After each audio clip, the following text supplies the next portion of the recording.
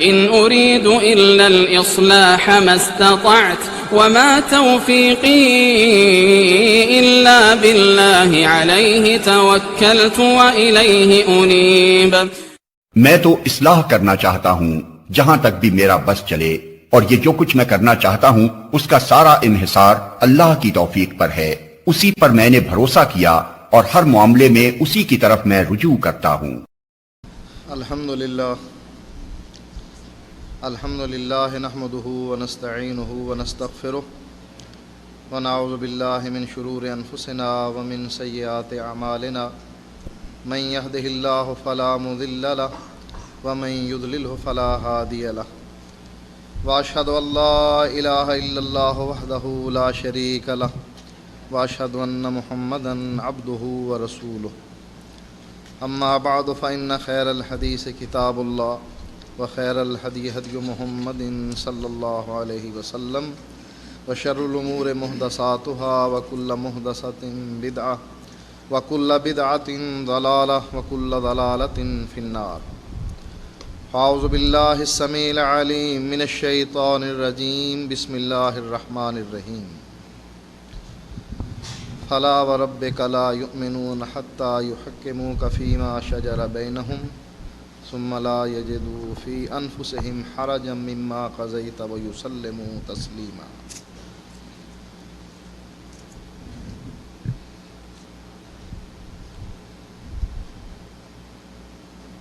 یہ بات بڑی تعجب والی ہے کہ اگر کوئی شخص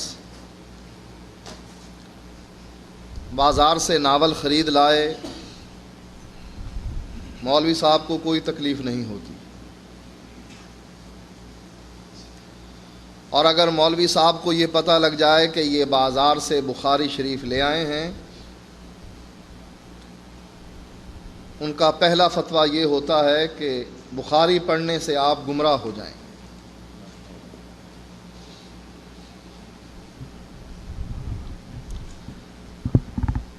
کیونکہ قرآن مجید میں اجمال ہے، قرآن مجید کے معنی کو لوگ بگاڑتے ہیں، اور حدیث تلوار ہے کہ جس کے معنی کو بگاڑنا ان کے لیے ناممکن ہے۔ تو انہوں نے سب سے پہلے جو چھری چلائی وہ حدیث پر چلائی، انہوں نے چور دروازے کھولے۔ آخر اس کی وجہ کیا ہے؟ مفتی صاحب کا یہ فرمانا، جیسا کہ ان سے جب یہ پوچھا جاتا ہے کہ کتاب و سنت کی روشنی میں میرے اس مسئلے کا جواب دیا جائے، تو مفتی صاحب اس کا جواب دیتے ہوئے فرماتے ہیں کہ مقلد کے لیے کتاب و سنت کی روشنی نہیں، اس کے امام کا قول حجت ہوا کرتا ہے۔ اس کی ایک وجہ تو ہمیں یہ نظر آ رہی ہے کہ اپنے خود ساختہ مذہب کو بچانے کے لیے حدیث کا انکار کر دیا۔ جب تک حدیث موجود ہے یہ رکاوٹ ہے، اگر حدیث نہ رہی من مانی کریں گے، جو دل میں آئے گا کہیں گے، اس لیے سب سے پہلے حملہ حدیث پر کیا جاتا اور کہہ دیا جاتا ہے کہ ہم مقلد ہیں، ہمارے لیے قرآن و حدیث کی روشنی کی کوئی ضرورت نہیں ہے، بلکہ ہمارا امام جو ہے اس کا قول ہم پر حجت ہوا کرتا ہے، اور اس کی روشنی میں ہم اپنے مسائل کو حل کرتے ہیں۔ حدیث کے چور دروازے اس لیے بھی بنائے گئے تاکہ اپنی خواہشات کی تکمیل کی جائے۔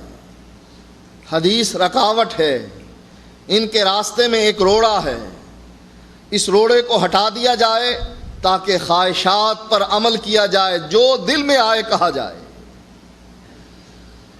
مثلا قرآن مجید کی یہ آیت کہ اللہ تعالیٰ نے کہا کہ تم نکاح کرو مثنا و ثلاثہ و رباع، دو دو تین تین چار چار۔ اب قرآن کی اس آیت کا معنی جو لیا گیا، بعض خواہشات پر عمل کرنے والے لوگوں نے کہا اللہ قرآن میں کہتا ہے مثنا دو دو، دو اور دو کتنے ہو گئے؟ چار، وثلاثا تین تین، تین اور تین کتنے ہو گئے؟ چھ، چار اور چھ 10، وربا چار چار، چار جمع چار یہ 8 ہو گئے۔ پچھلا عدد جو ہے وہ 10 کا تھا، 10 اور 8 کو جمع کرو 18 شادیوں کی اجازت، اور قرآن سے ثابت کیا۔ ہر آدمی جو خواہش نفس کے پیچھے چلتا ہے وہ اپنی بات کو قرآن سے ثابت کرتا ہے۔ قادیانیوں کے بارے میں مسلمانوں کا متفقہ عقیدہ ہے کہ یہ لوگ دائرہ اسلام سے خارج ہیں۔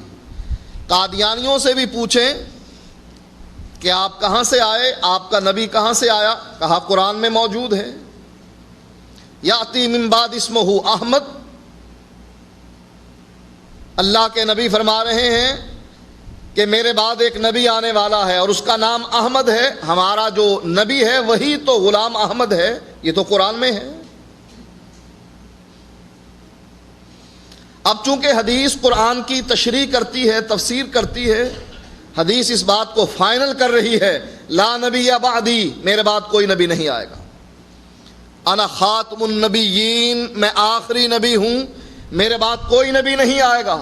اور یہ جو تم تذکرہ کر رہے ہو یہ تو اللہ کے نبی کا تذکرہ ہے، اللہ کے نبی کا نام احمد بھی ہے، محمد بھی ہے۔ عیسیٰ علیہ السلام بتلا رہے ہیں کہ یاتی من بعد اسمہ احمد، میرے بعد ایک نبی آنے والا ہے، اس کا نام احمد ہے، اس سے مراد محمد الرسول اللہ۔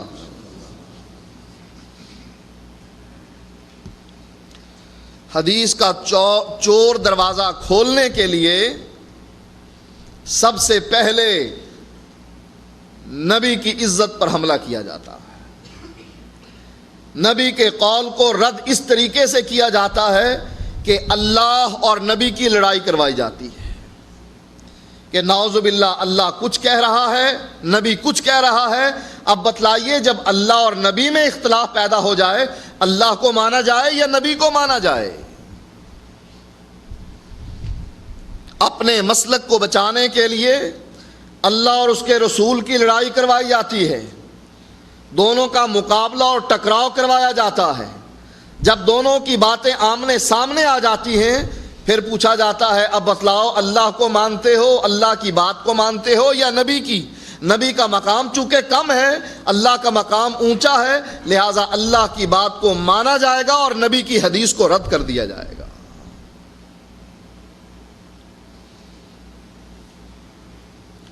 ہماری پاکستانی عدالتوں نے بھی یہ فیصلہ دیا ہے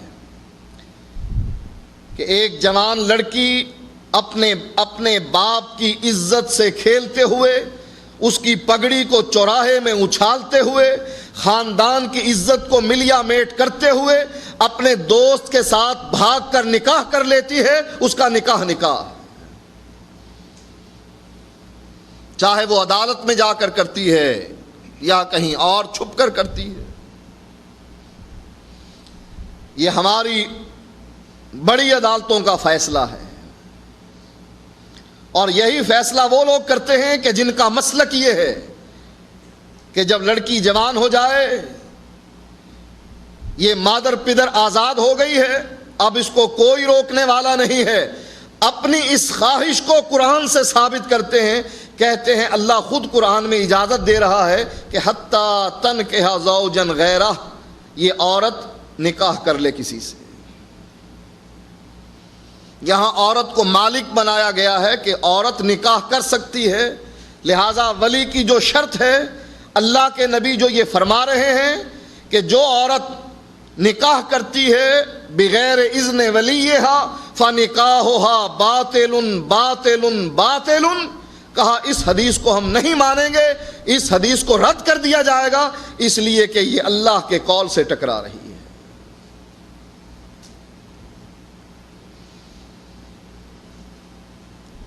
اور یہ بات اس لیے پیدا ہوتی ہے کہ ہم نبی اکرم صلی اللہ علیہ وآلہ وسلم کے مقام سے ناواقف ہیں۔ جبریل علیہ الصلاۃ والسلام قرآن لے کر آیا کرتے تھے، اور اللہ کے نبی اس ڈر سے کہ میں قرآن بھول نہ جاؤں جلدی جلدی پڑھنے لگ جاتے تھے ساتھ ساتھ۔ اللہ تعالیٰ نے اپنے نبی کو منع کر دیا، لا تحرک بہ لسانک لتعجل بہ، آپ اس ڈر سے قرآن کو جلدی جلدی نہ پڑھیے کہ آپ کہیں بھول نہ جائیں، اپنی زبان کو حرکت نہ دیجیے۔ کیوں؟ کہا ان علینا جمعہ و قرآنہ، اس قرآن کو جمع کرنا بھی ہماری ذمہ داری ہے اور اس کو پڑھانا بھی ہماری ذمہ داری ہے۔ قرآن کا جمع کرنا کیا ہے؟ الف لام میم سے لے کر والناس تک یہ قرآن جمع ہے۔ اللہ نے فرمایا اس قرآن کو جمع کرنا ہماری ذمہ داری ہے۔ وقرآن، اور پھر اس قرآن کو آپ کو پڑھانا یہ بھی ہماری ذمہ داری ہے۔ جبریل آ کر اللہ کے نبی کے ساتھ رمضان میں ہر سال دور کیا کرتے تھے، اور جس سال اللہ کے نبی فوت ہوتے ہیں جبریل آپ کے ساتھ قرآن کا دو مرتبہ دور کرتے ہیں۔ یہ ہے وہ قرآن، قرآن کو پڑھانا کہ اللہ کے نبی بھول نہ جائیں۔ پھر اللہ تعالیٰ نے ایک اور ذمہ داری اٹھائی کہ ثم ان علینا بیانہ، پھر اس قرآن کی تشریح کروانا، اس کا بیان کروانا، اس کی تفسیر کروانا یہ بھی ہماری ذمہ داری ہے۔ جو زبان سے آپ کے نکلے گا وہ ہمارے حکم سے نکلے گا، اس لیے فرمایا وما ینطق عن الہوی ان ہوا الا وحی یوحی، کہ آپ جب بھی بولیں گے وحی الہی کے ذریعے بولیں گے،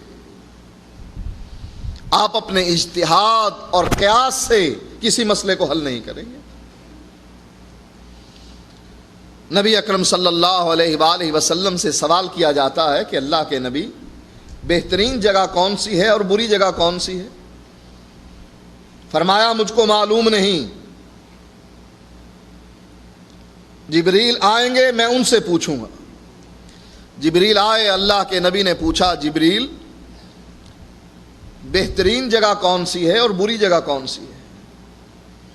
کہا اللہ کے نبی مجھ کو بھی پتہ نہیں، میں بھی پوچھ کر بتلاؤں گا۔ جواب لے کر آئے اور آ کر کہنے لگے اللہ کے نبی میں آج اللہ کے اتنے قریب ہوا جتنا اس سے پہلے کبھی قریب نہ ہوا تھا، لیکن پھر بھی میرے درمیان اور اللہ کے درمیان 70,000 نور کے پردے تھے۔ اللہ تعالیٰ نے مجھ کو بتلایا بہترین جگہ مساجد ہیں اور بری جگہ بازار۔ اس بات سے یہ ثابت ہوتا ہے کہ اللہ کے نبی جو بات بیان کرتے ہیں وہی الہی کے ذریعے بیان کرتے ہیں، اور اللہ تعالیٰ کی یہ ڈیوٹی، اللہ تعالیٰ کی یہ ذمہ داری جو اللہ تعالیٰ نے اپنے بارے میں یہ کہا ہے کہ ثم ان علینا بیانہ، پھر اس قرآن کی تفسیر کروانا، اس کا بیان کروانا یہ ہماری ذمہ داری ہے، آپ کی نہیں ہے۔ اس لیے جس آدمی کا یہ نظریہ ہے کہ اللہ کچھ کہتا ہے نبی کچھ کہتا ہے اس کا عقیدہ ہی غلط ہے۔ جو اللہ کہتا ہے اس میں اجمال ہے، اور جو نبی بیان کرتا ہے اس میں تفصیل ہے۔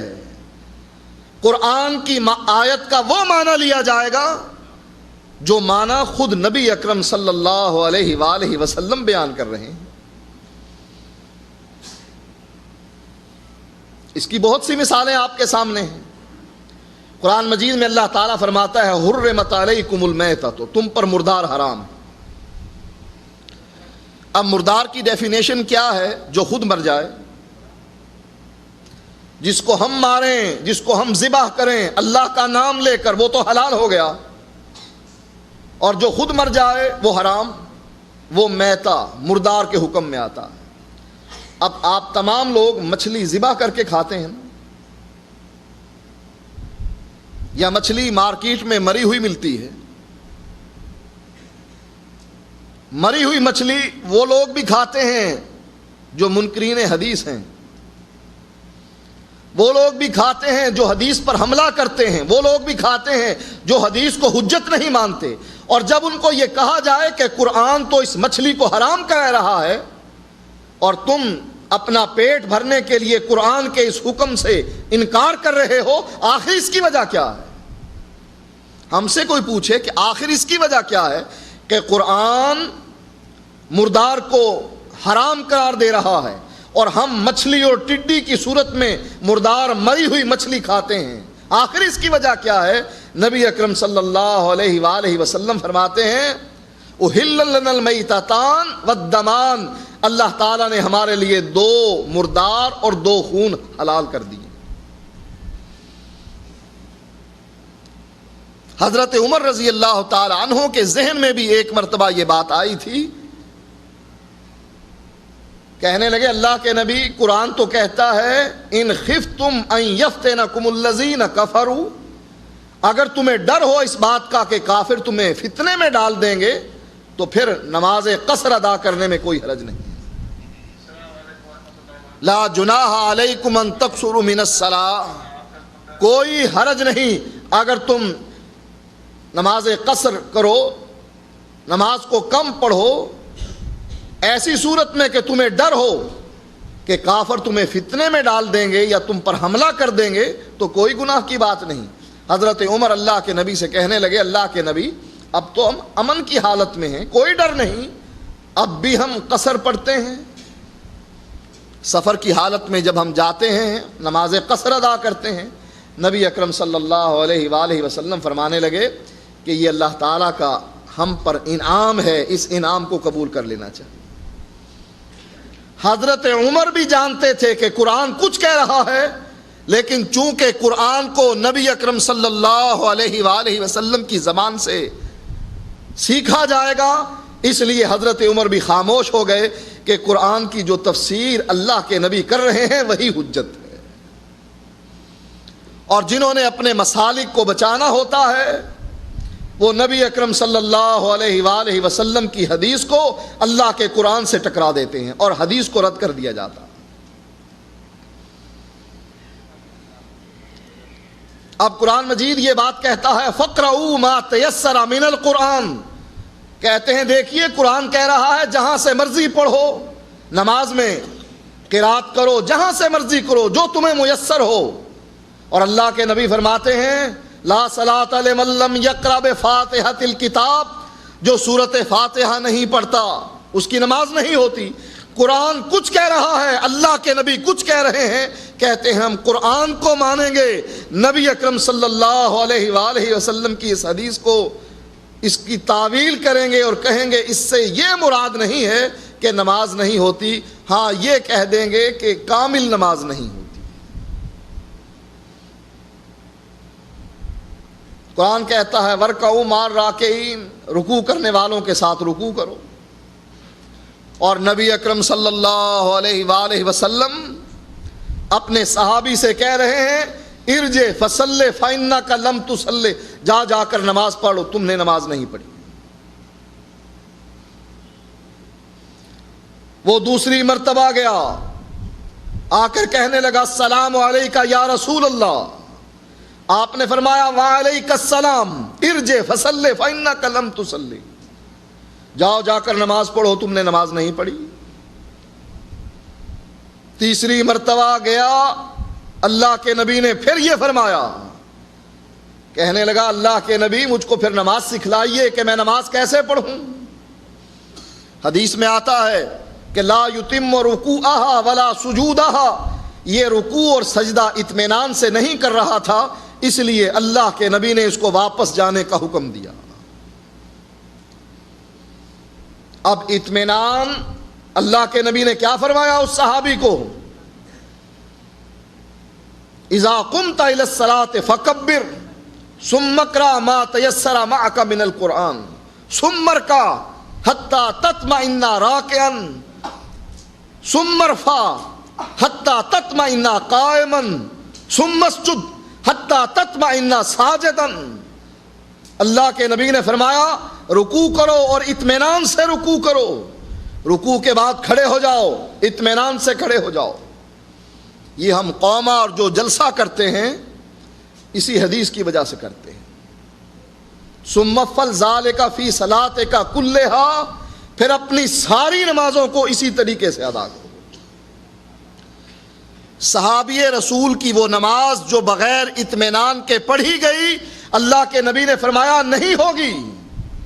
آپ نے 3 مرتبہ اس کو نماز پڑھائی اور جب اس کو پڑھنے کا طریقہ نہ آیا، اللہ کے نبی نے طریقہ سکھایا، ثابت یہ ہوا کہ نماز وہی قبول ہوگی جو نبی اکرم صلی اللہ علیہ وآلہ وسلم کے طریقے سے پڑھی جائے۔ اب احناف نے یہ اصول گھڑ لیا کہ اللہ فرماتا ہے وَرْكَعُوا مَعَ الرَّاكِعِينَ، رکوع کرو رکوع کرنے والوں کے ساتھ، اور رکوع کا معنی ہے جھکنا۔ جو آدمی جھک جاتا ہے اس کا رکوع کامل ہو جاتا ہے۔ اس میں اطمینان کے ساتھ رکوع کرنا اور اس میں تسبیحات پڑھنا یہ اللہ کی کتاب پر زیادتی ہے، لہٰذا ایسا کوئی حکم نہیں دیا جائے گا کہ رکوع وہ رکوع قرار دیا جائے گا کہ جو رکوع اطمینان کے ساتھ کیا جائے۔ اب یہ اللہ اور اس کے رسول کو ٹکرایا جا رہا ہے، اللہ کچھ کہہ رہا ہے اور اللہ کا نبی کچھ کہہ رہا ہے۔ اللہ قرآن مجید میں فرماتا ہے اذا قمتم الى الصلاۃ فاغسلوا وجوہکم، جب نماز کے لیے کھڑے ہو جاؤ تو اپنے چہروں کو دھو۔ کہتے ہیں یہاں اللہ دھونے کا حکم دے رہا، اب دھونے پر یہ شرط لگا دینا کہ ترتیب کے ساتھ دھویا جائے، کہا یہ غلط ہے۔ کوئی اگر پہلے پاؤں دھو لے تب بھی اس کا وضو ہو جاتا۔ کہتے ہیں کہ اس میں پے در پے دھونا اس کی بھی کوئی ضرورت نہیں ہے، یہ شرط لگانا کہ ہاتھ دھونے کے بعد کلی کی جائے، ناک میں پانی دیا جائے، پھر چہرہ دھویا جائے، پھر کوہنیوں تک بازو دھوئے جائیں، پھر مسح کیا جائے، پھر پاؤں دھوئے جائیں، یہ پے در پے دھونا اس کی بھی کوئی ضرورت نہیں۔ کوئی 1 گھنٹہ پہلے ہاتھ دھو لے، دوسرے گھنٹے کے بعد منہ دھو لے۔ کہا اسی طریقے سے بسم اللہ سے وضو کا آغاز کرنا یہ قرآن پر زیادتی ہے۔ اللہ تعالیٰ نے دھونے کا حکم دیا ہے، یہ تو نہیں کہا بسم اللہ کے بغیر تمہارا وضو نہیں ہوتا۔ لہذا وضو بغیر ترتیب کے بھی ہو سکتا ہے، 1 گھنٹے اور 2 گھنٹے کے وقفہ درمیان میں ڈال کر کہ پہلے ہاتھ دھو لیے اور گھنٹے کے بعد چہرہ دھو لیا، اس کے بعد پھر 1 گھنٹے کے بعد پاؤں دھو لیے، کہا تب بھی وضو ہو جائے۔ اب یہ اللہ اور اس کے رسول کو لڑا کر حدیث کو رد کیا جا رہا ہے کہ اس حدیث کو تسلیم نہیں کرنا۔ اور مولانا منیر قمر صاحب نے جو اصول آپ کے سامنے رکھا تھا کہ صحابی رسول کو بھی رد کر دیا جاتا ہے، اور صرف صحابی رسول کو رد نہیں کیا جاتا، اصول کیا بنایا جاتا ہے؟ ان عرف بالعدالت او الضبط دون الفقہ کانس و ابی ہریرہ تھا۔ اگر کسی راوی کی ثقافت معروف ہو کہ یہ راوی ثقہ راوی ہے لیکن اس کے اندر دین کی سمجھ بوجھ نہ ہو، کانس و ابی ہریرہ تھا، جیسا کہ حضرت انس تھے اور حضرت ابو ہریرہ تھے رضی اللہ تعالی عنہما، ان کو دین کی کوئی سمجھ بوجھ نہیں تھی۔ اس لیے جب یہ حدیث بیان کریں اگر ہماری عقل میں آ گئی تو حدیث کو مان لیا جائے گا، ورنہ حدیث رسول کو رد کر دیا جائے گا۔ اور یہ اشارہ ہے بخاری کی اس حدیث کی طرف کہ نبی اکرم صلی اللہ علیہ وآلہ وسلم فرماتے ہیں کہ اگر کوئی کسی سے دھوکہ کرتا ہے اور دھوکہ کرتے ہوئے دودھ 1 دن کا جانوروں کے تھنوں میں روک لیتا ہے، اگلے دن وہ اس کو فروخت کرتا ہے جانور کو، چونکہ اگلے دن 2 دنوں کا دودھ ہو جائے گا، وہ دودھ زیادہ ہوگا، اس مقدار کو دیکھ کر اس کی قیمت زیادہ لگائی جائے گی، لیکن اس سے اگلے دن دودھ پھر اسی حساب سے آئے گا کہ وہ 1 دن کا دودھ ہوگا، دودھ میں کمی ہو جائے گی۔ اللہ کے نبی نے فرمایا اگر ایسا دھوکہ کسی سے کیا جائے تو خریدار جانور خریدنے والا اس کو 1 سا کھجوروں کا دے دے اور اس کا جانور واپس کر دے۔ اب وہ اس حدیث کو عقل سے سوچتے ہیں، کہا دودھ کی قیمت معلوم نہیں کھجور کے برابر ہے یا کم ہے یا زیادہ ہے،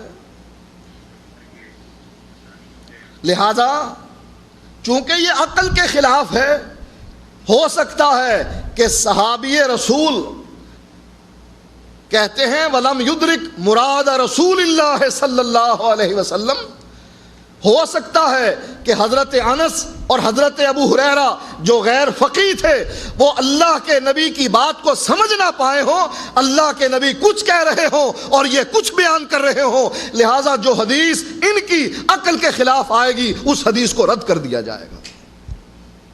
سارے دین کا بیڑا غرق ہو کر رہ جاتا ہے اگر یہ کہہ دیا جائے کہ اللہ کے نبی کچھ فرما رہے ہیں اور صحابی کچھ بیان کر رہے ہیں۔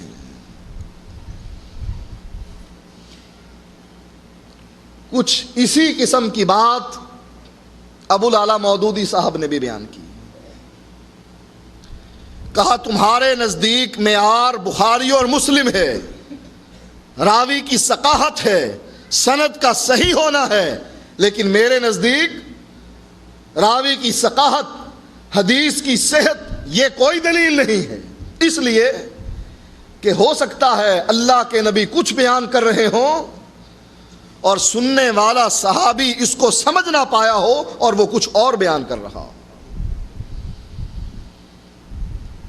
کیا نعوذ باللہ نبی کے شاگرد اتنے کم عقل تھے کہ استاد کچھ کہہ رہا ہے اور شاگرد کچھ سمجھ رہا ہے؟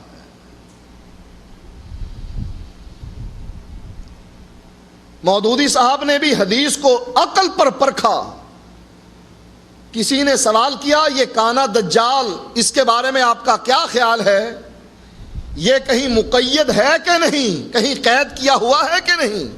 کہا یہ ایک افسانہ ہے جو گھڑ لیا گیا ہے، کانا دجال کہیں بھی قید نہیں ہے، اس لیے کہ سائنس اتنی ترقی کر گئی ہے، اتنی ترقی کرنے کی وجہ سے لوگوں نے کائنات کا کونا کونا چھان مارا ہے، اگر کہیں کانا دجال زنجیروں میں جکڑا ہوا ہو تو وہ مل جائے، لیکن چونکہ ملا نہیں اس لیے نبی اکرم صلی اللہ علیہ وآلہ وسلم کی حدیث کو رد کر دیا جاتا۔ کہا افسانہ ہے، جھوٹ ہے، کانا دجال اس کا قید ہونا افسانہ ہے۔ اور صحابی رسول اللہ کے نبی فرماتے ہیں میں جو آج فجر کی نماز میں لیٹ آیا ہوں، نماز پر تھوڑی سی دیر سے پہنچا ہوں، اس کی وجہ یہ ہے کہ فلاں صحابی مسلمان ہو کر میرے پاس آیا اور اس نے مجھ کو اپنا واقعہ بتلایا کہ کس طریقے سے ان کی کشتی ایک جزیرے پر گئی اور وہاں جا کر اس صحابی نے اس دجال کو قید ہوئے زنجیروں میں جکڑے ہوئے دیکھا۔ اور اللہ کے نبی اس شہادت کے بعد، اس گواہی کے بعد خوش بھی تھے، مسکرا رہے تھے۔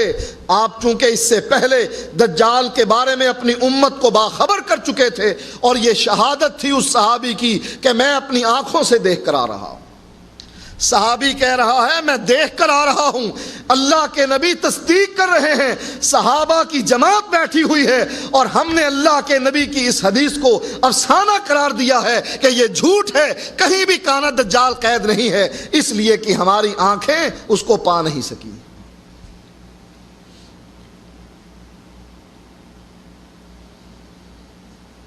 اسامہ بن لادن، اس کے پیچھے بہت سی حکومتیں ہیں، وہ موجود ہے، اس کو حکومتیں پا نہیں سکتی ہیں، مل نہیں رہا ہے، تو کیا کہا جائے گا؟ اسامہ افسانہ اور کہانی ہے، جھوٹ ہے، کوئی انسان نہیں ہے؟ یا یہ کہا جائے گا کہ ہماری نظریں اس کو دیکھ نہیں پا رہی؟ نبی کی حدیث پر ایمان ایسے لانا کہ چونکہ ہماری آنکھ دیکھ نہیں رہی ہے اس لیے ہم اس کو مانتے نہیں ہیں، یہ ایمان ابو جہل کا ایمان تھا جس نے حدیث رسول کو عقل پر تولا، اور ایمان ابی بکر یہ تھا کہ ابو جہل ابو بکر کے پاس آ کر پوچھتا ہے کیا تیری یہ عقل مانتی ہے یہ بات کہ کوئی شخص یہاں سے آسمان پر گیا ہو، جنت اور دوزخ کو دیکھا ہو اور رات کی انہی گھڑیوں میں دنیا میں واپس بھی آ گیا ہو؟ کہا یہ بات عقل نہیں مانتی ہے، یہ بات عقل نہیں مانتی ہے کہ ایک آدمی آسمان پر چلا جائے، اتنا فاصلہ طے کر کے جنت اور دوزخ کی سیر کرے، رب سے ہم کلام ہو اور رات کی انہی گھڑیوں میں واپس آ جائے، عقل نہیں مانتی ہے۔ ابو جہل کہنے لگا پھر یہ بات کہنے والا تیرا آقا محمد الرسول اللہ۔ ابو بکر صدیق پوچھنے لگے ابو جہل کیا تو نے یہ بات میرے آقا کی زبان سے سنی ہے؟ کہا ہاں ابھی سن کر ہی آ رہا ہوں۔ کہا ابو جہل پھر گواہ رہنا کہ اللہ کے نبی سچ فرما رہے ہیں، میرا ایمان ہے اس پر کہ جو بات اس کی زبان سے نکلتی ہے حق نکلتی ہے، افسانہ اور کہانی نہیں، عقل کے خلاف ہے۔ اس وقت راکٹ کا زمانہ نہیں تھا، آج تو سائنسی دور ترقی کر گیا ہے، راکٹ زمین سے فضا میں اڑتا ہے اور آسمان کو فضاؤں کو چیرتے ہوئے اوپر تک جاتا ہے، کوئی چاند پر جانے کا دعویٰ کر رہا ہے اور کوئی سورج کے قریب پہنچ رہا ہے۔ اس وقت راکٹ اور جہاز کا زمانہ نہیں تھا، عقل میں بات آتی بھی نہیں تھی کہ کوئی آدمی اڑ کر جائے، پر نہیں لگے ہوئے تھے۔ ابو جہل نے نبی کی حدیث کو عقل پر تولا اور ابو بکر صدیق نے اس کو ایمان پر تولا، کیونکہ نبی کی بات ہے اس لیے میں گواہی دیتا ہوں کہ اللہ کے نبی سچ فرماتے ہیں۔ افسانہ اور کہانی کہاں؟ حضرت ابو ہریرہ، یہ نہیں کہ حضرت ابو ہریرہ اور حضرت انس سے دشمنی کی گئی، صرف یہ نہیں کہ حضرت ابو ہریرہ اور حضرت انس سے دشمنی کی گئی، بلکہ حدیث رسول سے دشمنی کی گئی۔ رد حضرت ابو ہریرہ اور حضرت انس کا نہیں، یہ تو کہہ دیا کہ یہ غیر فقیہ ہے، جیسے حضرت معاویہ کو جاہل قرار دیا ان لوگوں نے، یہ تو علیحدہ بات ہے، لیکن اگر تم نے ان کو غیر فقیہ بھی قرار دیا ہے، یہ تو سوچو کہ رد کس کو کر رہے ہو۔ کہا رد ہم اللہ کے نبی کی حدیث کو کر رہے ہیں، کہ نبی کی حدیث صحیح سند سے ہو اس کو بھی رد کر دیا جائے۔ مودودی صاحب فرماتے ہیں کہ تمہارا معیار راویوں کی ثقافت ہے، سند کا صحیح ہونا ہے، لیکن ہمارا معیار اس سے مختلف ہے۔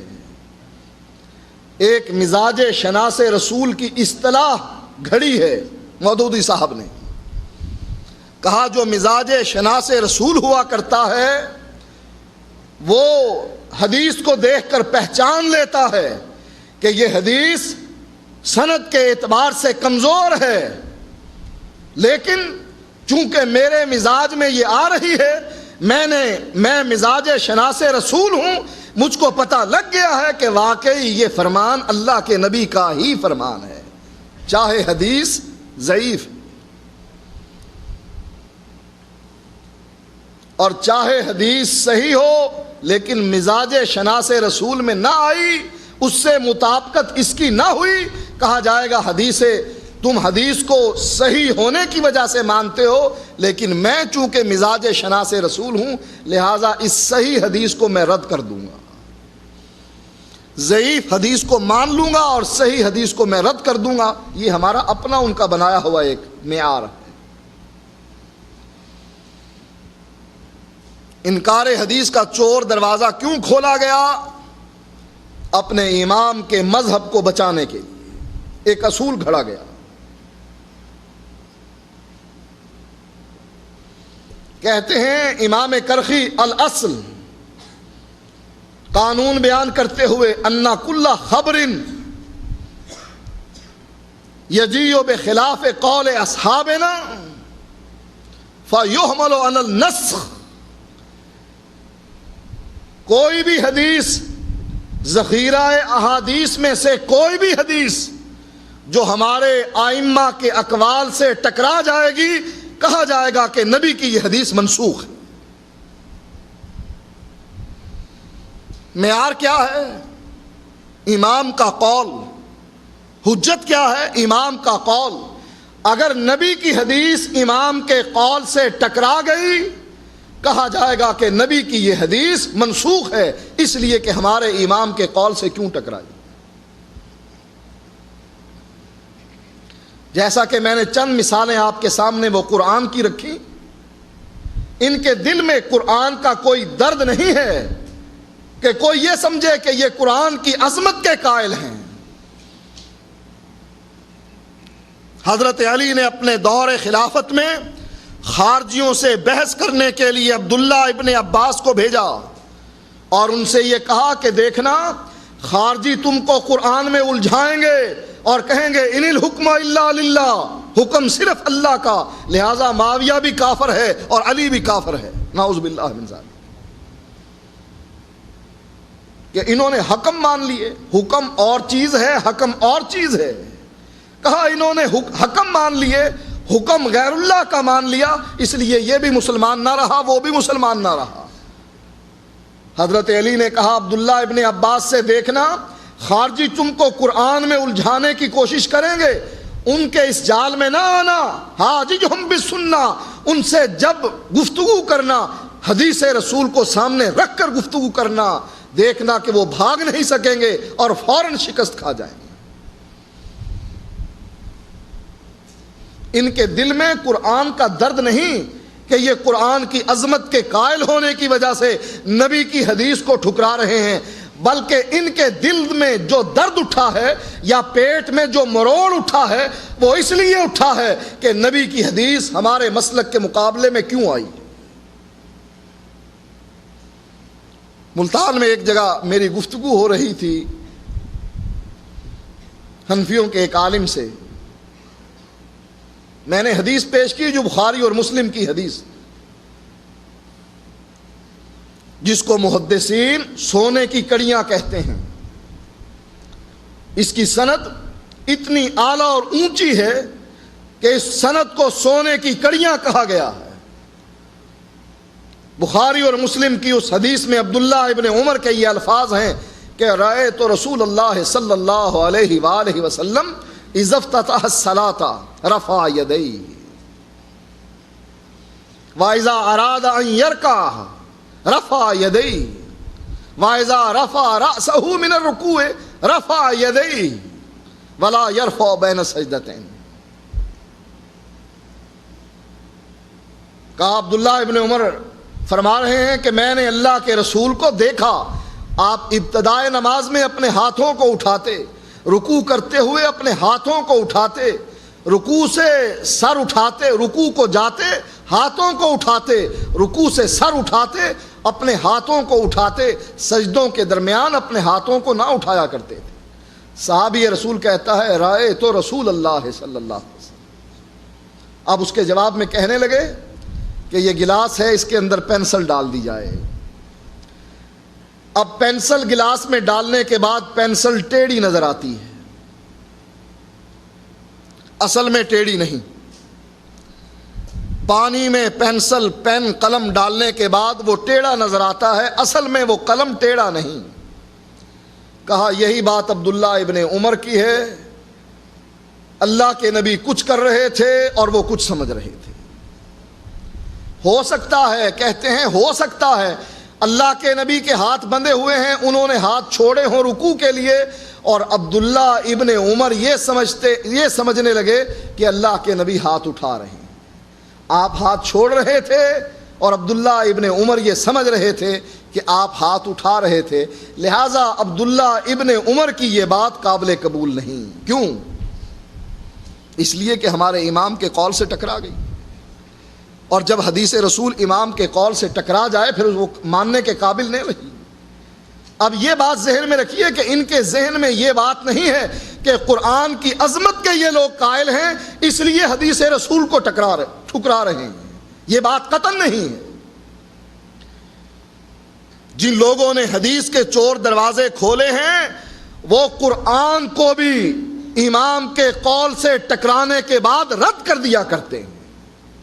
اصول کرخی کے اسی صفحے پر پہلے یہ بات موجود ہے کہ قرآن کی اس ہر آیت کا انکار کر دیا جائے گا اور اس کو منسوخ سمجھا جائے گا کہ جو ہمارے امام کے قول سے ٹکرا جاتی.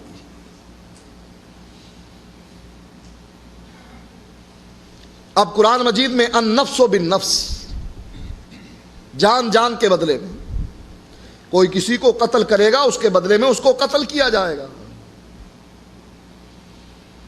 اللہ یہ کہ کوئی دیت لے اور معاف کر دے تو علیحدہ بات ہے، ورنہ جان کے بدلے میں جان لی جائے گی. اگر ان کے دل میں درد ہوتا قرآن کا تو یہ کبھی مسئلہ نہ بناتے کہ من غرہ کا سبین او بالغن فی البحر فلا حد علیہ، کہ جو آدمی کسی بچے یا بڑے کو ڈبو کر پانی میں ہلاک کرتا ہے اس پر کوئی حد نہیں. یہ اس کتاب کا مسئلہ ہے کہ جس کے مقدمے میں یہ بات لکھی ہوئی ہے ان الہدایت قل قرآن، ہدایہ قرآن کی مانند ہے۔ اگر ان کے دل میں قرآن کی عظمت ہوتی تو قرآن کی اس آیت کے مقابلے میں اپنا مذہب نہ گھڑتے کہ اللہ تعالیٰ نے شراب کو حرام کیا، پھر پوچھا فَهَلْ أَنْتُمْ مُنْتَهُونَ، شراب پینے سے رکتے ہو یا نہیں رکتے؟ صحابہ کہنے لگے اللہ ہم رک گئے، اللہ ہم رک گئے۔ اور صحابی بیان کرتا ہے کہ مدینے میں جب حرمت شراب نازل ہوئی، اللہ نے شراب کو حرام قرار دیا، مدینے کی نالیوں میں شراب ایسے بہہ رہی تھی جیسے برسات کے موسم میں بارش کا پانی بہتا۔ جس کے ہاتھ میں جام تھا پلٹ دیا، سامنے مٹکا تھا توڑ دیا، محفل ختم کر دی، اس لیے کہ منادی کرنے والا گلیوں میں منادی کر رہا ہے اللہ کے رسول نے، اللہ تعالیٰ نے شراب کو حرام قرار دیا۔ اب اس کے مقابلے میں کیا مذہب گھڑا گیا؟ ما یتخذ من الحنطۃ والشعیر والعسل والذرۃ حلال عند ابی حنیفہ، جو شراب گندم سے تیار کی جائے، جو سے تیار کی جائے، شہد سے تیار کی جائے اور مکئی سے تیار کی جائے، حلال عند ابی حنیفہ تھا، امام ابو حنیفہ کے نزدیک وہ حلال ہے۔ قرآن کی عظمت کا درد اگر ان کے دل میں ہوتا، قرآن کی اس آیت کے مقابلے میں مذہب نہ گھڑتے۔ یہ ہارون رشید کو شراب اب یوسفی بنا کر پیش کیا کرتے تھے کہ یہ ہمارے مذہب میں حلال ہے۔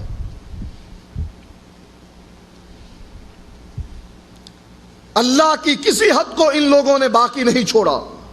قرآن کی عظمت اگر سینوں میں ہوتی، اللہ کی حدوں کے مقابلے میں کوئی حد نہ بناتے، اللہ کی حدوں کو نہ گراتے، مسئلے نہ گھڑتے، لیکن کوئی حد، چاہے وہ چوری کی ہو، چاہے وہ بدکاری کی ہو، وہ شراب خوری کی ہو یا قتل کی ہو، کسی حد میں سے انہوں نے باقی کسی حد کو نہ چھوڑا۔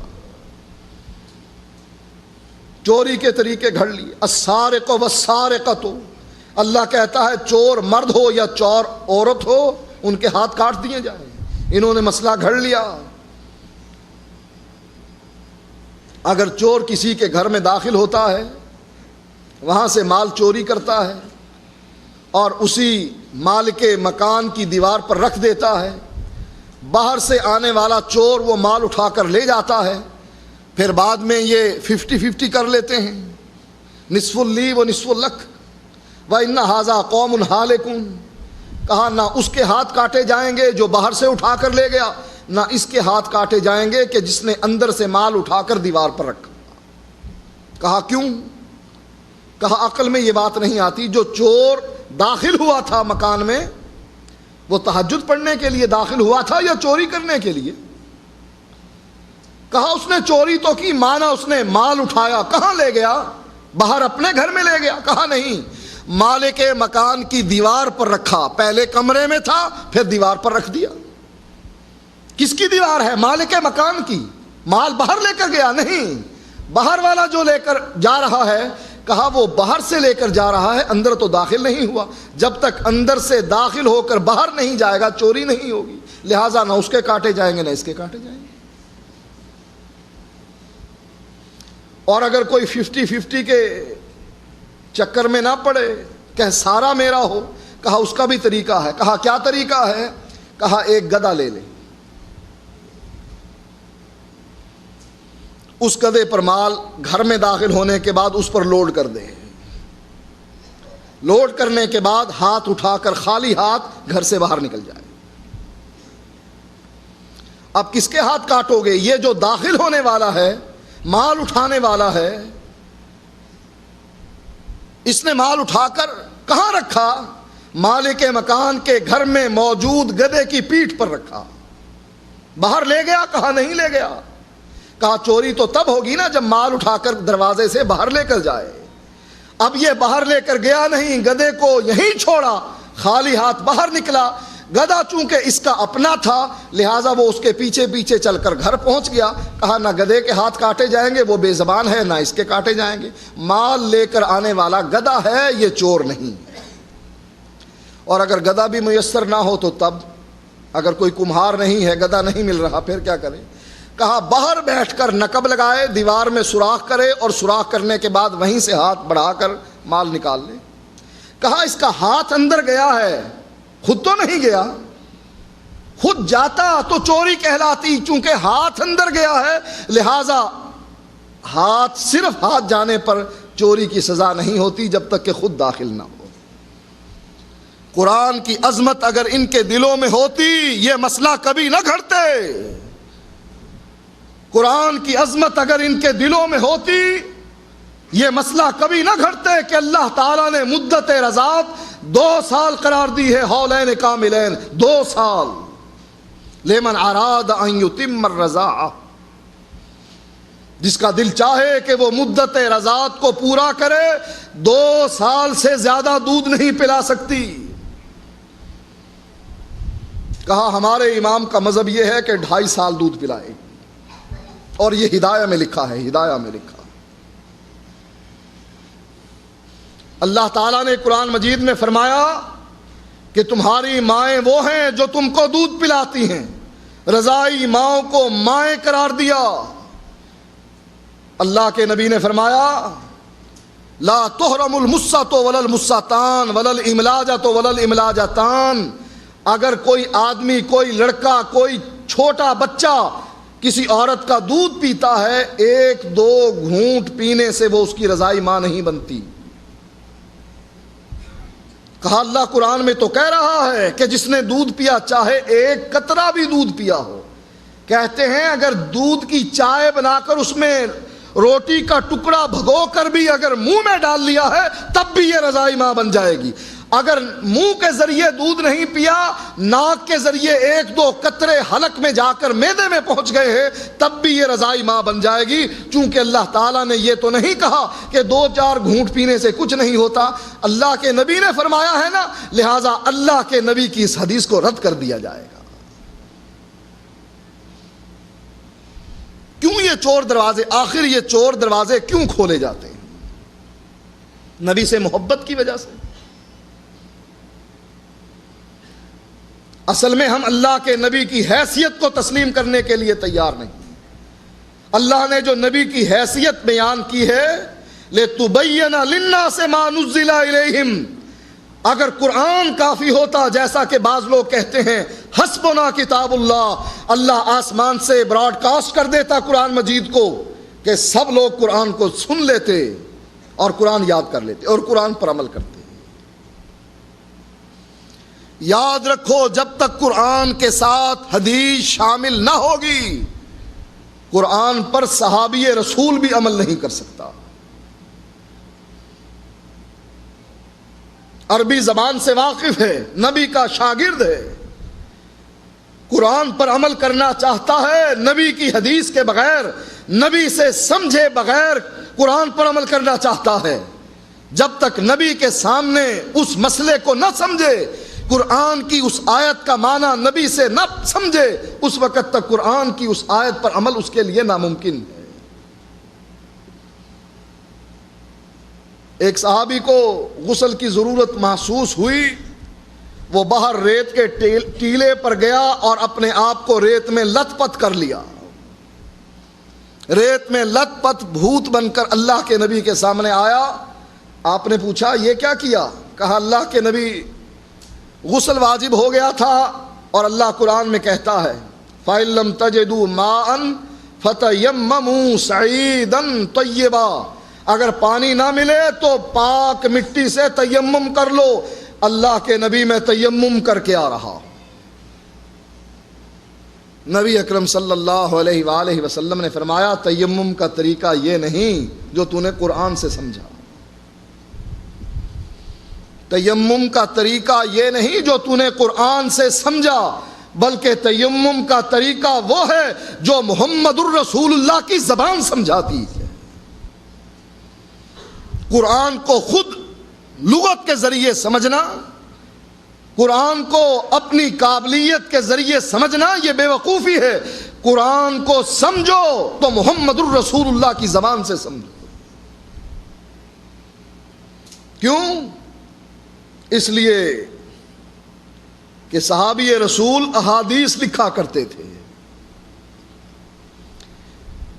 بعض ساتھیوں نے اس صحابی رسول پر اعتراض کیا، پوچھ کر لکھا کر، کون سی بات اللہ کے نبی کی لکھنے کے قابل ہے اور کون سی بات اللہ کے نبی کی لکھنے کے قابل نہیں ہے. آپ کبھی ناراض ہوتے ہیں، کبھی خوش ہوتے ہیں، کبھی گھر کے اندر ہوتے ہیں، کبھی گھر سے باہر ہوتے ہیں، ہر بات لکھ لیا کر، یہ عقل کے خلاف ہے. کبھی انسان غصے میں ہے، کبھی خوشی میں ہے. غصے میں جب پارا اوپر چڑھتا ہے کچھ کا کچھ کہہ دیتا ہے، اور جب خوش ہوتا ہے جذبات کی رو میں بہہ جاتا ہے. کیسے بہتا ہے؟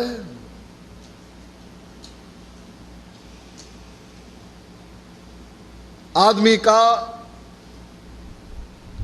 اونٹ گم ہو گیا، سواری گم ہو گئی اور ریگستان میں بیٹھا ہوا، کھانے پینے کا جو سامان ہے وہ اس پر لدا ہوا، سواری غائب ہے اور خود ریگستان میں ہے. کوئی شہر نہیں ہے کہ جہاں کھانے پینے کو کچھ مل جائے. موت یقینی ہے، سامنے موت دیکھ رہا ہے. اب کیا ہوگا؟ اچانک سواری اس کو واپس ملتی ہے، سواری پہنچتی ہے. اللہ سے کیا کہتا ہے؟ انت عبدی وانا ربک.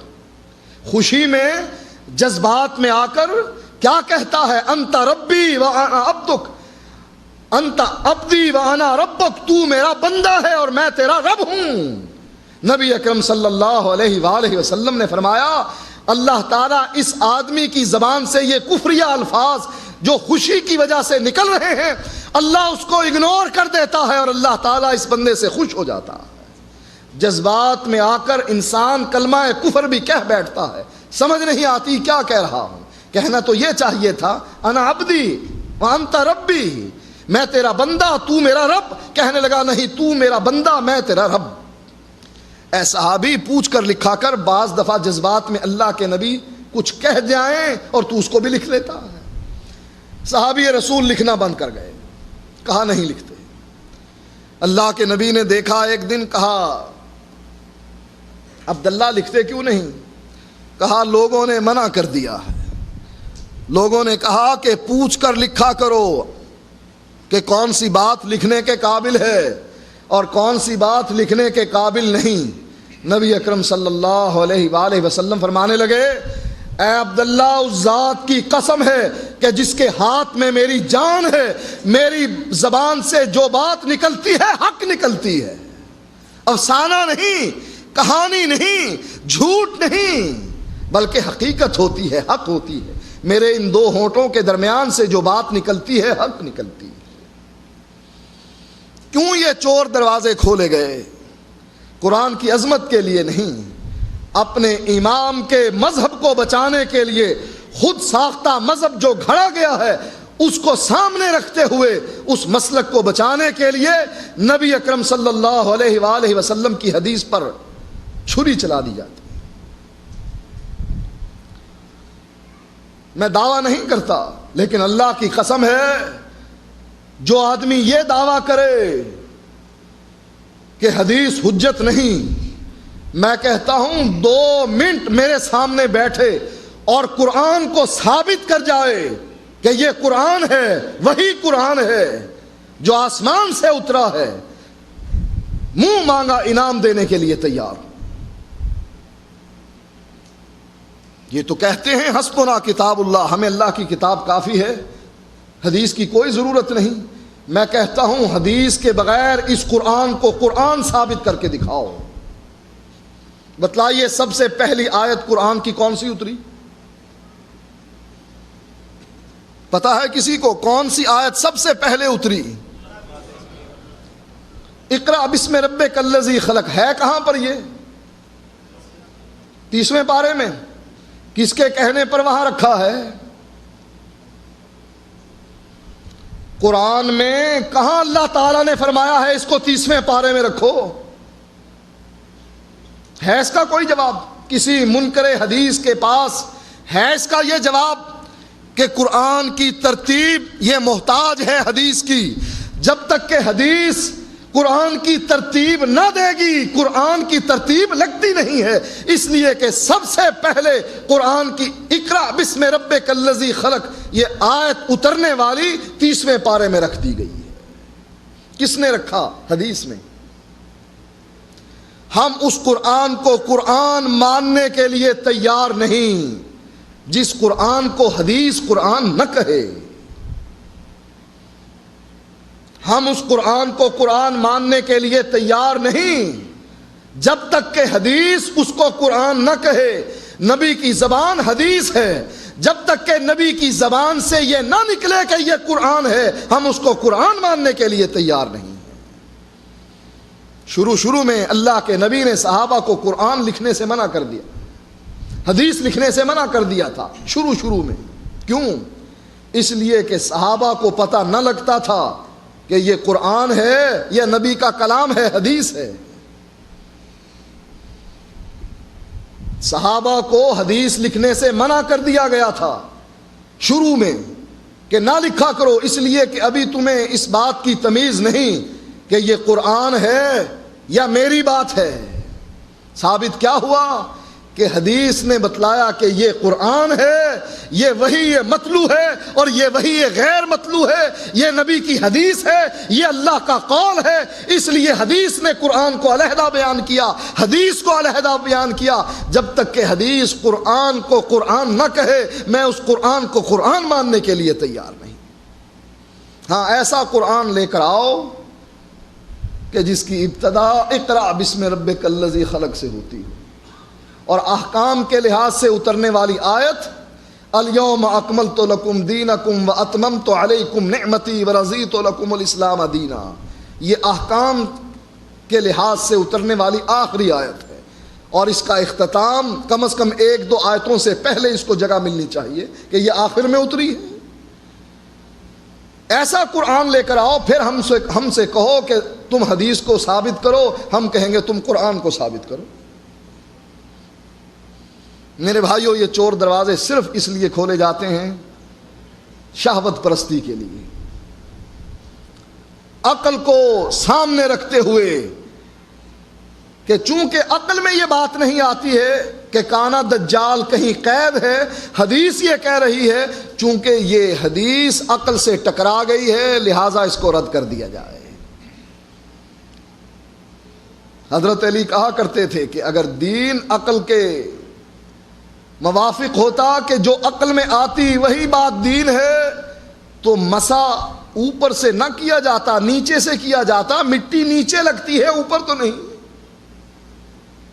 لہذا حدیث کا چور دروازہ، انکار حدیث کے چور دروازے کھولنے والے کیوں کھولتے ہیں؟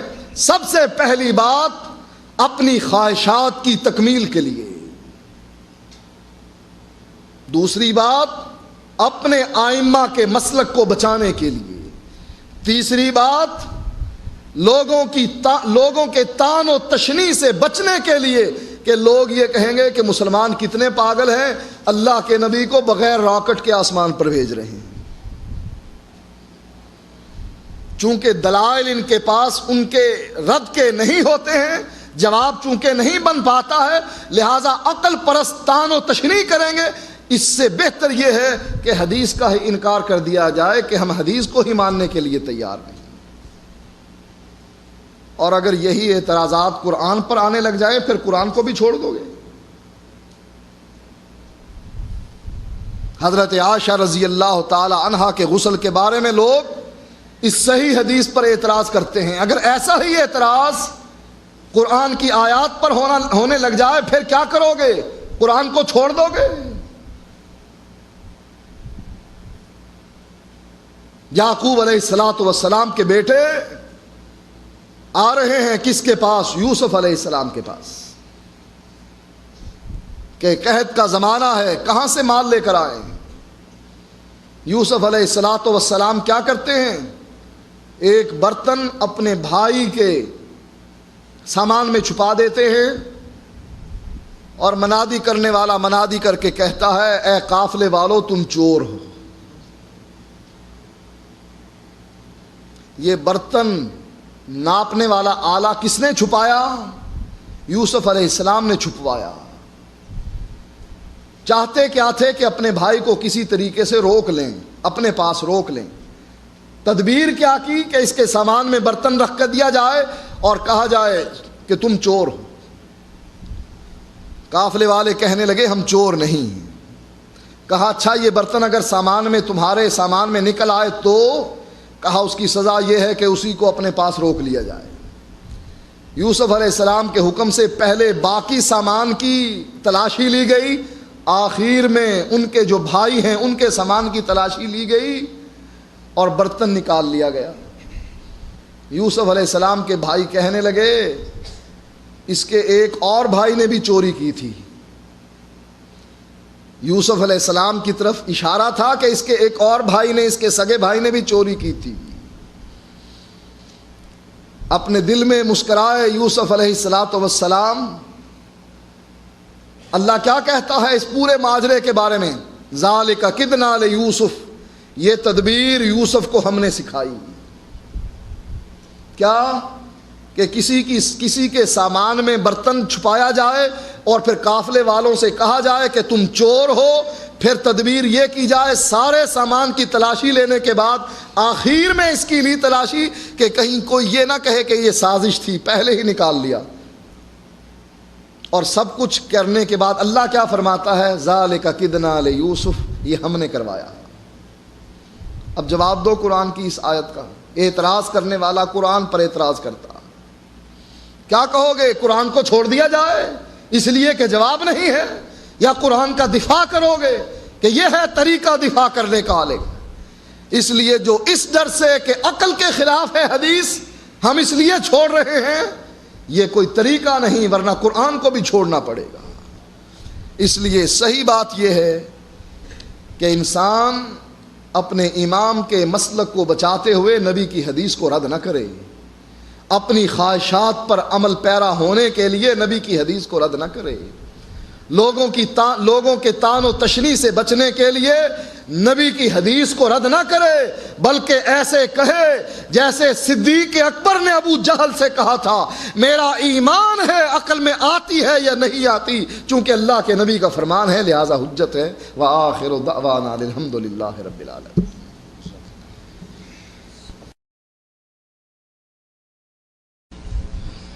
کیا حدیث پر عمل کرنا واجب ہے یا سنت کہہ کر چھوڑ دینا چاہیے؟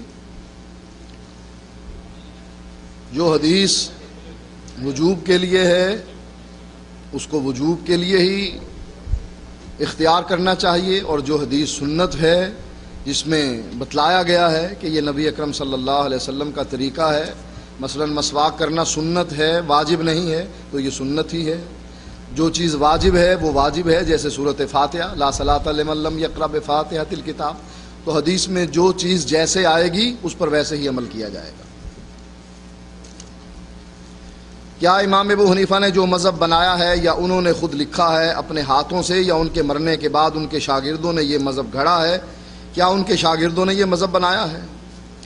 صحیح بات یہ ہے کہ امام صاحب اس سے بری ہیں، امام صاحب کی کوئی اپنی تصنیف نہیں ہے، یہ یار لوگوں نے بنایا ہے۔ پہلے مسئلہ امام صاحب کے زمانے میں کچھ اور تھا، بعد میں کچھ اور بن گیا۔ مثلا امام کی شرائط ذکر کرتے ہوئے بعض کتابوں میں صرف یہیں تک ہے فقہ حنفی کی کہ جو عالم دین ہو، قرآن زیادہ پڑھا ہوا ہو، ہجرت میں وہ پہلے ہو، عمر میں بڑا ہو، یہ چند چیزیں کچھ کتابوں میں موجود ہیں۔ کچھ یار لوگ بعد میں آئے، انہوں نے اس میں اتنا اضافہ کر دیا کہ ہاں اس کے بعد جو ہے وہ خود بھی خوبصورت ہو، کپڑے بھی اس نے خوبصورت پہنے ہوئے ہوں، اعلیٰ نسل کا ہو، سید خاندان کا ہو۔ کچھ نے یہ اضافہ کر دیا، اور پھر کچھ نے یہ اضافہ کر دیا کہ خود بھی خوبصورت ہو اور اس کی بیوی بھی خوبصورت ہو۔ کہا سر اس کا بڑا ہو، عضو اس کا چھوٹا ہو۔ اب بتلائیے امام صاحب رحمۃ اللہ علیہ نے یہ بات کہاں لکھی؟ کہیں بھی نہیں۔ جیسے وہ شیعہ کہتے ہیں آواز آندھی ہے، یعنی کوئی قصہ گھڑا ہوا بیان کرنا ہو، کہتے ہیں آواز آندھی ہے۔ اسی طرح یہ لوگ کہتے ہیں قال ابو حنیفہ ہکذا، قال ابو حنیفہ، کہاں فرمایا؟ کوئی سند، کوئی ثبوت، کوئی شاگرد، کوئی سلسلہ اسناد ہے؟ کہا نہیں، بس امام صاحب نے فرمایا۔ سب کچھ تھوپ دیا جاتا ہے۔ اور عجیب بات یہ ہے کہ امام صاحب کی باتیں یہ فروع میں مانتے ہیں، مسائل میں مانتے ہیں. کہتے ہیں امام ابو حنیفہ کی عقیدے میں تقلید نہیں کرنی، عقیدے میں امام صاحب کی بات نہیں ماننی، ہاں فروع میں بات ماننی ہے. کیوں؟ اس لیے عقیدے میں ان کا عقیدہ چونکہ صحیح تھا. وہ فرماتے ہیں جو اللہ کو عرش پر نہ مانے وہ کافر ہے، جو یہ کہے اللہ ہر جگہ ہے وہ مسلمان نہیں. یہ امام صاحب کا عقیدہ موجود ہے. شرح عقیدہ طحاویہ میں باسند شاگرد پوچھتا ہے کہ جو آدمی یہ کہے کہ اللہ عرش پر نہیں، کہا وہ مسلمان نہیں. کہا چلو یہ تو مانے کہ اللہ عرش پر ہے، لیکن یہ کہے مجھے پتہ نہیں عرش زمین پر ہے یا آسمانوں میں، فرمایا پھر بھی وہ کافر ہے. عقیدے میں بات نہیں ماننی امام صاحب کی، ہاں ان مسائل میں امام صاحب کی بات کو سامنے رکھنا ہے. امام صاحب کا اپنا یہ اپنے اقوال نہیں ہیں، یہ یار لوگوں نے گھڑ رکھے ہیں. آج کے درس سے کیا مانا جائے کہ حدیثوں سے انکار یا تبدیلی اماموں نے کی، یا بعد کے لوگوں نے اپنی مرضی سے تبدیلیاں کر کے انہیں اماموں کے نام دے دیا؟ اصل حقیقت کیا ہے؟ اصل حقیقت یہ ہے کہ بعد کے لوگوں نے حدیث رسول کو اپنے مسلک کے خلاف سمجھتے ہوئے حدیث کا انکار کر دیا. ورنہ امام ابو حنیفہ کا یہ قول موجود ہے، اذا صح الحدیث فہو مذہبی، جب صحیح حدیث آ جائے وہی میرا مذہب ہے. امام صاحب فرماتے ہیں اترک قولی بخبر رسول اللہ صلی اللہ علیہ وسلم، جب نبی کی حدیث آ جائے میری بات کو چھوڑ دینا. فضربوا علی الحائط، میری بات کو دیوار پر دے مارنا اگر میری بات نبی کی بات سے ٹکرا جائے. امام ابو حنیفہ حدیث کو ماننے والے تھے. یہ بعد کے لوگوں کی سازش ہے کہ انہوں نے اپنے مسلک کو بچانے کے لیے حدیث کو رد کر دیا.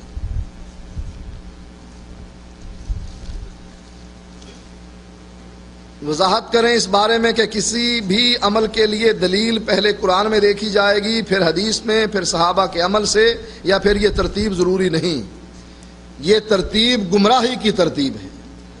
قرآن اور حدیث کو اکٹھا لیا جائے گا، علیحدہ علیحدہ نہیں. جس نے قرآن کو علیحدہ کر دیا، حدیث کو علیحدہ کر دیا، وہ گمراہ ہو گیا. اس لیے کہ قرآن میں اجمال ہے، اور جب تک حدیث اس کا معنی بیان نہیں کرتی ہے قرآن کی آیت سمجھ میں نہیں آتی ہے. اور بعض دفعہ قرآن کچھ کہہ رہا ہوتا ہے ہماری عقل میں نہیں آ رہا ہوتا ہے، اور حدیث کچھ کہہ رہی ہوتی ہے جس کی چند مثالیں میں آپ کے سامنے رکھ چکا ہوں. لہذا قرآن مجید میں آتا ہے قُلْ لَا أَجِدُ فِي مَا أُوحِيَ، جتنی بھی وحی مجھ پر ہوئی ہے میں اس میں نہیں پاتا ہوں کوئی چیز حرام کھانے والے پر مگر 4 چیزوں کے. وہ مردار ہو، بہتا ہوا خون ہو، وہ سور کا گوشت ہو، اور غیر اللہ کے نام کی نظر و نیاز ہو. 4 چیزیں قرآن نے حرام کی ہیں. کون سی؟ مردار، سور کا گوشت، بہتا ہوا خون، اور غیر اللہ کے نام کی نظر و نیاز. اب بتلائیے گدھا کس نے حرام کیا؟ قرآن میں کہیں نہیں.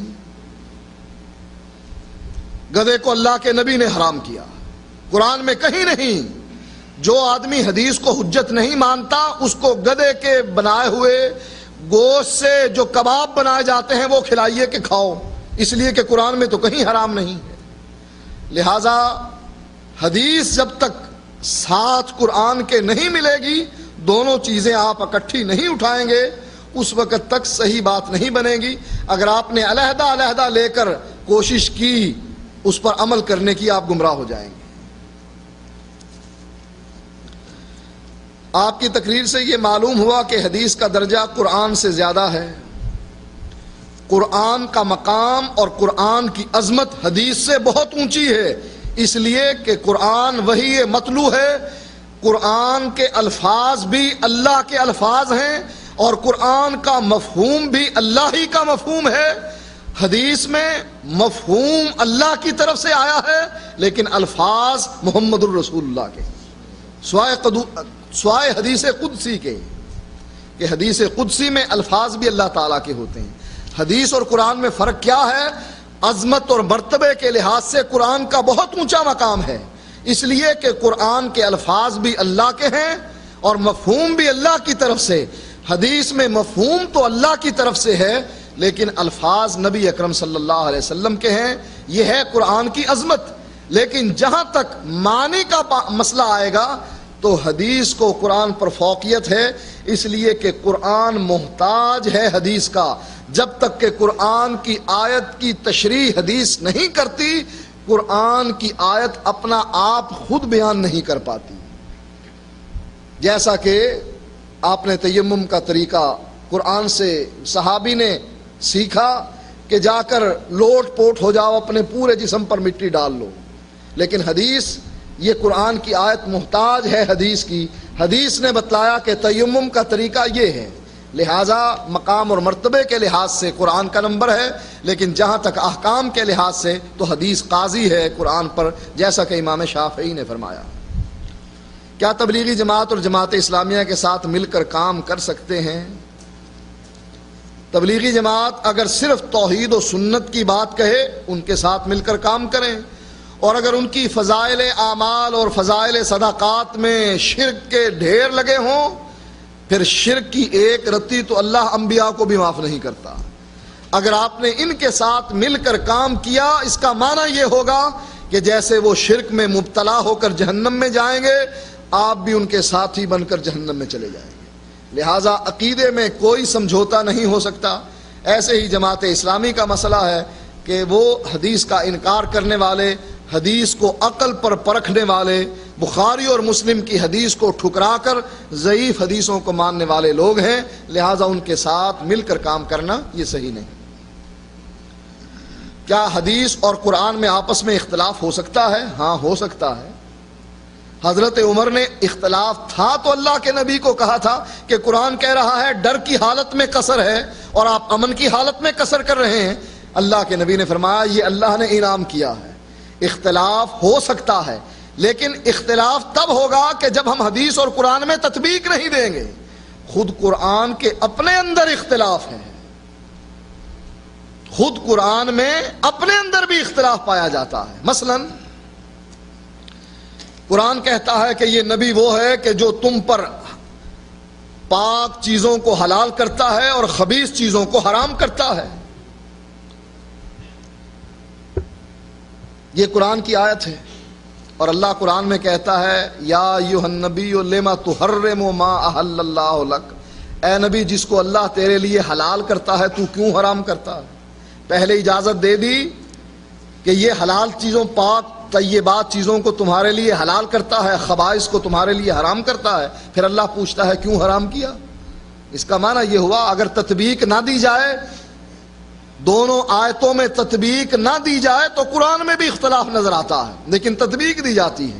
اسی طرح قرآن اور حدیث میں کہیں اگر اختلاف نظر آئے گا، تطبیق دی جائے گی، یہ کہا جائے گا قرآن کی اس آیت کا معنی وہ ہے جو محمد الرسول اللہ صلی اللہ علیہ وسلم نے سمجھایا، چاہے وہ غلطی سمجھ کیوں نہ ہارا۔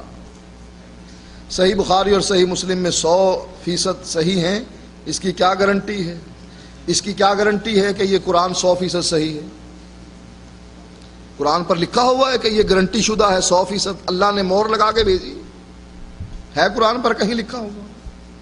قرآن کے لیے سب سے بڑی دلیل دی جاتی ہے کہ اللہ قرآن میں کہتا ہے انا نحن نزلنا الذکر وانا لہ لحافظون، کہ یہ ذکر ہم نے اتارا اور اس کی حفاظت ہمارے ذمے ہے۔ اللہ نے قرآن کی گارنٹی نہیں دی، ذکر کی دی ہے۔ ذکر کیا ہے؟ فاسألوا اہل الذکر ان کنتم لا تعلمون، اہل ذکر سے پوچھو اگر تمہیں علم نہیں۔ اہل ذکر کون ہیں؟ علماء مراد ہیں۔ علماء کون ہوتے ہیں؟ جو قرآن کو بھی جانتے ہیں، حدیث کو بھی جانتے ہیں۔ ذکر سے کیا مراد ہوا؟ قرآن اور حدیث۔ انا نحن نزلنا الذکر، ہم نے قرآن اور حدیث اتارا اور اس کی حفاظت ہمارے ذمے ہے۔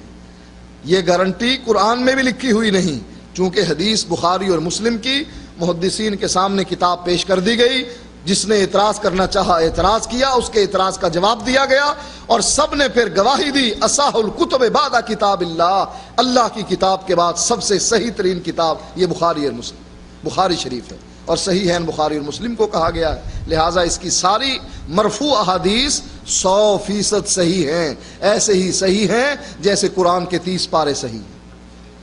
کچھ علماء کہتے ہیں بخاری پر اصح الکتب لکھنے کا مطلب اسناد کی وجہ سے نہیں، متن کی وجہ سے، متن میں ضعیف حدیث بھی ہو سکتی ہے، اسناد کی وجہ سے ہے، متن کی وجہ سے نہیں، متن میں ضعیف حدیث بھی ہو سکتی ہے۔ ضعیف حدیث بھی ہو سکتی ہے. آپ اتنے بڑے عالم ہیں اگر آپ یہ فتویٰ دیں کہ ہو سکتی ہے، جن محدثین نے اس کتاب کو پڑھا انہوں نے تو گارنٹی دے دی کہ سب صحیح ہیں، آپ کہتے ہیں ہو سکتی ہیں کہ ضعیف بھی ہو، تو کیا آپ ان سے بڑے عالم ہیں؟ یا تو آپ کے پاس ان کے علم سے زیادہ علم ہو، پھر تو آپ یہ دعویٰ کریں کہ ہو سکتی ہے. پھر تو یہ بھی ہو سکتا ہے کہ آپ پتہ نہیں حلالی ہیں کہ حرامی ہیں، ہو سکتا ہے کہ آپ حرامی ہوں. یہ ہو سکتا ہے تو ہر چیز میں داخل ہو سکتا ہے نا، کیا پتہ ہے. لہذا جب والدہ یا والد کہہ دے کہ تو میرا بیٹا ہے، بس یقین کر لیں کہ ہاں میں آپ کا ہی بیٹا ہوں، درمیان میں گڑبڑ نہیں ہوئی. اسی طرح جب محدثین نے بخاری اور مسلم کے بارے میں گارنٹی دے دی کہ یہ صحیح ہیں، ساری مرفوع روایات صحیح ہیں، اب اس میں شک و شبہ ڈالنا ہو سکتا ہے، یہ بالکل غلط کام. یہ پاکستان سے بدریہ انٹرنیٹ سوال ہے. اسلام میں عبادت کس کو کہتے ہیں؟ قرآن مجید کی روشنی میں جواب دیں. بندگی کو کہتے ہیں، اور بندگی کا طریقہ کیا ہے کہ اللہ کی عبادت کرو اس طریقے سے کأنک تراہ فإن لم یکن تراہ فإنہ یراک. اگر یہ حالت پیدا نہ ہو کہ اللہ کو تو دیکھ رہا ہے تو یہ تو کر لو کہ اللہ تجھ کو دیکھ رہا ہے. اس کو احسان بھی کہتے ہیں. عبادت کیا ہے؟ اللہ کی بندگی. کیسے؟ قولی، فعلی، بدنی. التحیات للہ والصلوات والطیبات. ہر قسم کی مالی عبادات اللہ کے لیے، قولی عبادات اللہ کے لیے، بدنی عبادات اللہ کے لیے. مالی عبادات میں کیا ہے؟ نذر و نیاز، صدقہ، خیرات.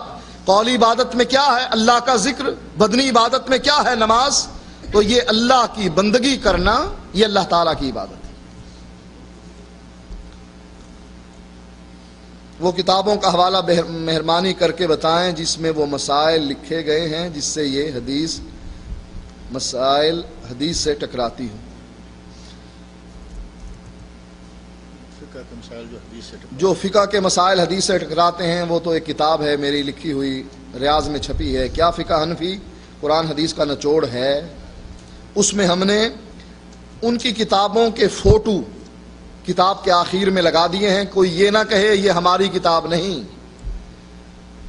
اس کا ٹائٹل پیج اور جس جگہ پر وہ مسئلہ موجود تھا وہ پورا صفحہ. اب وہ پورا صفحہ کون پڑھے عربی کا؟ ہم نے وہ عبارت خاص جو مطلوب تھی وہ لال رنگ میں پرنٹ کروا دی ہے. پورا صفحہ کالے رنگ میں ہے، عبارت لال رنگ میں ہے، تاکہ کوئی یہ نہ کہے کہ یہ عبارت ہماری کتاب میں موجود نہیں ہے. کتاب کا نام ہے کیا فقہ حنفی قرآن حدیث کا نچوڑ ہے. اور باقی جو کتابیں حدیث سے ٹکراتی ہیں اس میں تفہیم القرآن ہے جس میں یہ ذکر ہے مودودی صاحب کا کہ انہوں نے دجال کی نفی کی ہے کہ یہ افسانہ ہے، کہیں بھی قید نہیں ہے. رسائل و مسائل ہیں، تفہیمات ہیں، مودودی صاحب کی بہت سی کتابیں ہیں جس میں آپ کو یہ چیزیں مل سکتی ہیں. آپ نے مودودی صاحب کے بارے میں کہا ہے کہ آپ نے کتابوں کے حوالے نہیں دی. کتابوں کے حوالے میں نے دے دیے ہیں. رسائل و مسائل ہیں، حصہ اول، دوم، سوم، چہارم میں یہ چیزیں موجود ہیں. ایک بات، اگر اس سوال سے آپ کی غرض یہ ہو کہ ان کتابوں کے حوالے دیں جن میں یہ لکھا ہوا ہے کہ فلاں فلاں مسائل فلاں فلاں فقہ کے قرآن اور سنت کے منافی ہیں، تو اس سلسلہ میں ایک کتاب جو ڈاکٹر صاحب نے اپنی بتائی ہے کیا فقہ حنفی قرآن و سنت کے مطابق ہے یا نہیں.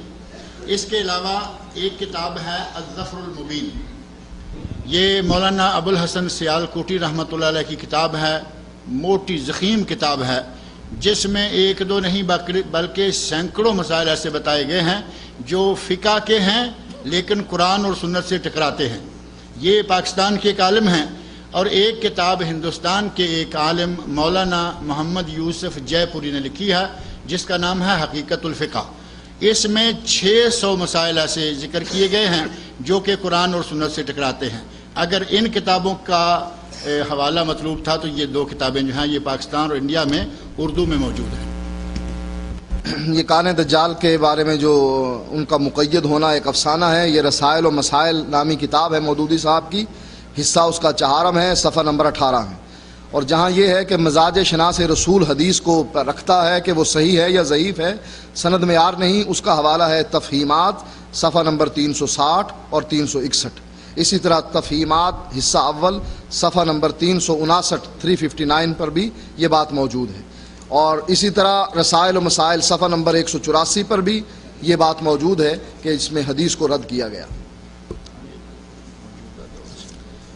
کویت سے بذریعہ انٹرنیٹ یہ سوال ہوا ہے کیا حضرت عمر سے 20 رکعت تراویح ثابت ہیں جبکہ حدیث سے 11 رکعت ہیں؟ حضرت عمر سے 20 رکعت تراویح ثابت نہیں ہیں، اس لیے کہ موطا امام مالک میں یہ حدیث موجود ہے کہ امارا عمرو، حضرت عمر حکم دے رہے ہیں کس کو؟ ابی بن کعب اور تمیم داری کو، ان یقوما للناس 11 رکعتن، کہ وہ لوگوں کو 11 رکعتیں پڑھائیں۔ یہ موطا امام مالک میں حدیث ہے، لہذا یہ کہنا کہ حضرت عمر نے 20 کا حکم دیا تھا یہ بے سند ہے۔ کیا شوال کے 6 روزے عید کے دوسرے دن سے رکھنا ضروری ہیں؟ نہیں، شوال کے روزے عید کے دوسرے دن سے رکھنا ضروری نہیں ہے، شوال کے مہینے میں جب چاہیں آپ شوال کے 6 روزے رکھ سکتے ہیں۔ کیا وتر میں لمبی دعائیں نبی اکرم صلی اللہ علیہ وسلم سے ثابت ہیں؟ اللہ کے نبی سے اتنی لمبی دعائیں ثابت ویسے نہیں ہیں کہ جتنی ایک گھنٹہ بعض دفعہ بعض ائمہ جو ہے وہ دعائے قنوت پڑھتے ہیں، لیکن یہ شوق کی بات ہے، اگر کوئی آدمی شوق رکھتا ہو اتنی طویل دعا کرنے کا تو کر سکتا ہے۔ اللہ تعالیٰ سے مانگو، ادعونی استجب لکم، اللہ فرماتا ہے مجھ سے مانگو تو میں تمہاری بات سنتا ہوں، قبول کرتا ہوں۔ لہٰذا اگر کسی کے اندر شوق ہو کہ اللہ تعالیٰ سے مانگے اور خاص کر طاق راتوں میں تو مانگ سکتا ہے انشاءاللہ، اس میں کوئی حرج نہیں۔ کیا قیام اللیل کو 2 یا 3 حصوں میں پڑھ سکتے ہیں جماعت کے ساتھ؟ ہاں، کوئی حرج نہیں، درمیان میں وقفہ اگر آپ کرنا چاہیں کہ 4 رکعت پڑھنے کے بعد پھر کچھ پروگرام ہو جائے یا کچھ ریسٹ ہو جائے تو کیا جا سکتا ہے، اس میں کوئی حرج نہیں انشاءاللہ۔ میرا سوال یہ ہے کہ تراویح کی نماز حضور اکرم صلی اللہ علیہ وسلم سے کتنی رکعت ثابت ہیں؟ مکہ مکرمہ، مسجد حرام اور مدینہ مسجد نبوی میں 20 رکعت پڑھتے ہیں اور سعودیہ باقی مساجد میں 8 پڑھتے ہیں، اس کے بارے میں وضاحت فرمائیں۔ اللہ کے نبی کی جو تراویح کی نماز ہے وہ تو 8 رکعت ہیں، جیسا کہ بخاری میں موجود ہے کہ ما کان یزید فی رمضان ولا فی غیرہ، کہ حضرت محمد صلی اللہ علیہ وسلم، حضرت عائشہ اس کو بیان کرتی ہیں، پوچھنے والا پوچھتا ہے کہ آپ رمضان میں کتنی نماز پڑھا کرتے تھے، کتنی رکعت رات کو؟ تو وہ کہتی ہیں کہ نہ رمضان ہو یا غیر رمضان آپ 11 رکعتوں سے زیادہ نہیں پڑھا کرتے تھے۔ تو یہ حدیث جہاں تک نبی کی سنت کا تعلق ہے کہ جو تعداد اللہ کے نبی سے ثابت ہے وہ واقعی اتنی ہی ہے۔ مکے میں اور مسجد نبوی میں جو یہ کہا جاتا ہے 20 رکعت پڑھتے ہیں، یہ بھی صحیح نہیں، اس لیے کہ آخری عشرے میں 33 رکعت پڑھی جاتی ہیں، 20 پہلے اور 13 بعد میں، اس رات میں 33 پڑھی جاتی ہیں آخری عشرے میں، لہٰذا یہ 20 کا عدد جو کر دینا کہ بس 20 ہی ہیں، نہ ایک کم نہ زیادہ، یہ بھی صحیح نہیں۔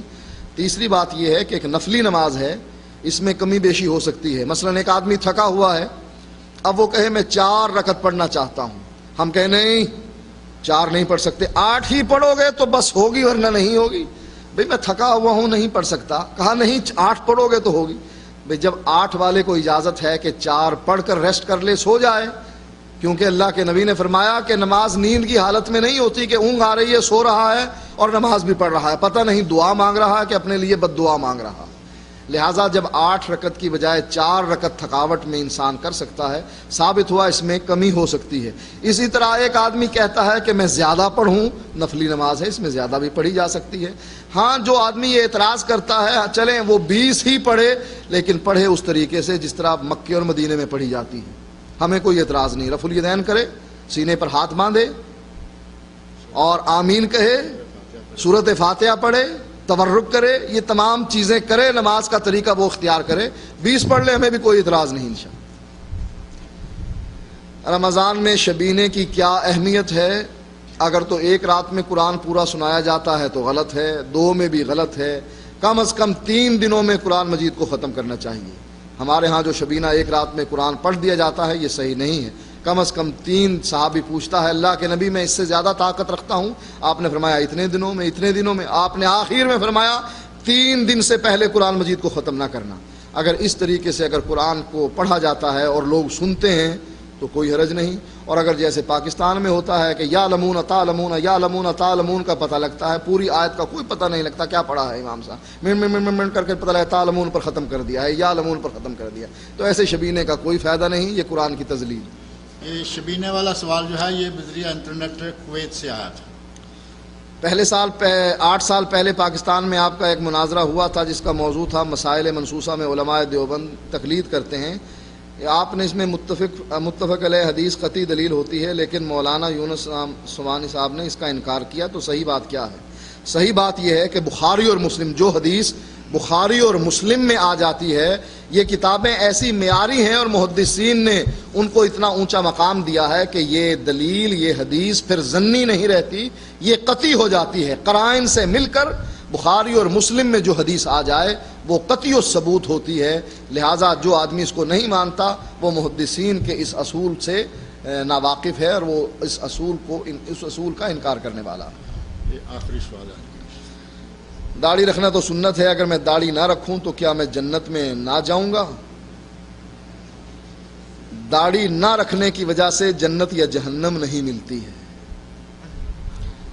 جنت یا جہنم عقیدے کی وجہ سے ملے گی۔ اگر آپ کا عقیدہ صحیح ہے تو آپ کے لیے جنت ہے، ورنہ یہ جہنم ہے۔ ہاں، داڑھی نہ رکھنا یہ گناہ کبیرہ ہے۔ اللہ کی مرضی ہے، اللہ گناہ کبیرہ کو ویسے ہی معاف کر دے یا آپ کو جہنم میں ڈال دے، اور آپ کے یہ گناہ کبیرہ والے دھل جائیں، اور عقیدے کی وجہ سے کہ آپ کا عقیدہ درست تھا پھر آپ کو نکال کر جنت میں داخل کر دیا جائے تو یہ ممکن ہے۔ دائمی جہنمی نہیں، داڑھی نہ رکھنے والا دائمی جہنمی نہیں۔ لیکن کوئی یہ بھی نہ سمجھے کہ چلیں کوئی بات نہیں، دائمی جہنمی تو نہیں ہے، جہنم میں جا کر نکل ہی آئیں گے، تو چراغ چھوٹا سا جو تیل سے جلتا ہے وہ لے کر انگلی اس پر رکھ کر دیکھ لینا کہ انگلی رکھ کر آپ برداشت کر سکتے ہیں اس آگ کو، پھر مرضی ہے، پھر کر لیں گناہ کہ چلیں جہنم کی آگ بھی برداشت کر لیں گے۔ اگر چراغ کی وہ چھوٹی سی تھوڑی سی آگ بھی آپ برداشت نہیں اور فوراً انگلی کھینچ لیتے ہیں، پھر اس جہنم کی آگ سے بچنا چاہیے کہ جو اس دنیا کی آگ سے 70 گنا زیادہ تیز۔ سبحانک۔ اللہ تعالیٰ محترم ڈاکٹر سید طالب الرحمن صاحب کو جزائے خیر عطا فرمائے۔ اصل پروگرام تو یہاں ہی ختم ہو جاتا ہے۔ بہرحال دو اعلان ہیں آپ کے لیے۔ ایک تو باہر کتابیں ہیں دارالسلام کی جو 35% ڈسکاؤنٹ پر آپ کو ملیں گی، اور ایک سی ڈی ہے جو آپ کو ہر کسی کو ایک سی ڈی فری میں دی جائے گی، وہ بھی باہر موجود ہے، وہ جاتے ہوئے لیتے جائیں۔ اللہ تعالیٰ ہمارا آپ کا سب کا یہاں آنا بیٹھنا قبول فرمائے۔ تاک راتوں میں سے پہلی رات ہے